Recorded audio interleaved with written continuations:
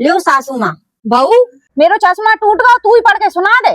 लाओ मैं पढ़ के सुनाऊं। 1 सेकंड। महोदय गृह मंत्री श्रीमती सासू माँ जी, विषय मायके जाने हेतु आवेदन पत्र। सेवा में विनम्र निवेदन है कि श्रीमती फूलन देवी सासू माँ, सर्दियों में बच्चों की बड़े दिनों की छुट्टियां हो गई हैं और मेरे मायके में मेरे चाचा की लड़की और ताऊ की लड़की और पड़ोसियों की लड़कियां आ गई हैं। मैं भी गोलू भोलू को लेकर मायके जाना चाहती हूँ। आपके इस ससुराल रूपी केक खाने से 10 दिन की छुट्टी देने का कष्ट करें। यदि आपने छुट्टी नहीं दी तो आपके खाने में चूहा मार दवाई डालकर गृह मंत्रालय से आपकी छुट्टी करवा दूंगी। आपकी प्राण प्यारी बहू राम प्यारी। बहू मैंने कब नाइन करी, चली जा 10 की जगह 20 दिन दे आइए। जा जमा करोगी या ले जाऊं?